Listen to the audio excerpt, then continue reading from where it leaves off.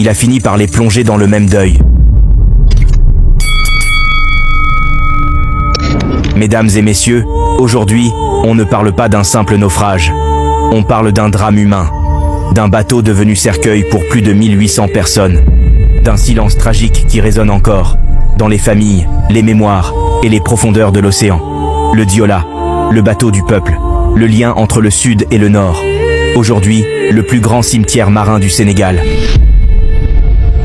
26 septembre 2002, au large de la Gambie, mer déchaînée, nuit noire, et sous les vagues, un navire retourné, un géant de fer, couché, et à l'intérieur, des centaines de vies piégées, des cris, des prières, des silences. Mais pour comprendre cette nuit-là, il faut revenir au commencement. Le Diola, c'était un pont, un lien vital entre la Casamance et le reste du pays, un transport d'habitude, d'étudiants, de familles, de commerçants. Un navire modeste, au service de beaucoup, mais fatigué, et trop souvent ignoré. Oui, tout le monde savait, le bateau souffrait, les moteurs tiraient, les équipements de secours étaient faibles. Et malgré tout, on continuait. Par habitude, par espoir, parce qu'il fallait avancer. Chaque départ devenait un pari, chaque arrivée, un soulagement discret. Mais les alertes, trop souvent oubliées. Les inspections, espacées. Et les décisions, toujours repoussées. La routine avait pris le dessus sur la prudence.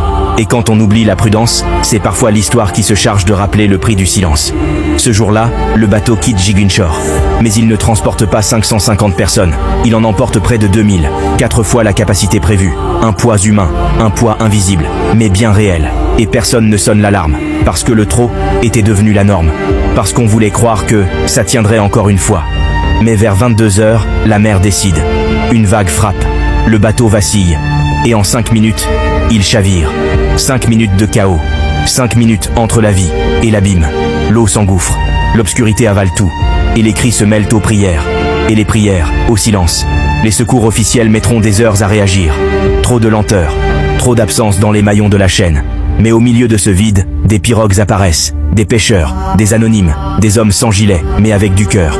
Eux ont répondu à l'appel de la mer. Le bilan ? 1863 morts. Une nation endeuillée. Des familles brisées. Des questions toujours ouvertes. Et des regards tournés vers l'océan. Parmi les visages de ce drame, Mariama Diouf, seule femme rescapée, enceinte. Marie-Joseph, mère sans nouvelles de sa fille Françoise. La maman de Michel Diatta, dont le fils et l'équipe de football ont disparu en mer. Le procès a eu lieu. Une condamnation. Mais aucun mot ne rendra les absents. Aucune ligne juridique ne comble le vide. L'épave repose toujours, à 40 mètres de profondeur. Froide, muette et pleine d'âme. Aujourd'hui, on construit des mémoriaux. On grave des noms. Mais le vrai souvenir, il est dans chaque famille qui attend encore une réponse. Dans chaque regard qui cherche la mer, sans rien y voir. Ce bateau ne s'est pas brisé à cause d'une simple vague. Il a sombré sous le poids des retards, des imprévoyances, des habitudes dangereuses. Il a coulé sous des décisions non prises. Moi, je raconte, avec respect, avec gravité, pour que les voix qu'on n'a pas entendues ce soir-là soient écoutées aujourd'hui. À toi, maintenant, de décider ce qu'on fait de cette mémoire. On peut la fuir, ou on peut la porter, pour que plus jamais un bateau ne parte sans retour. Il devait relier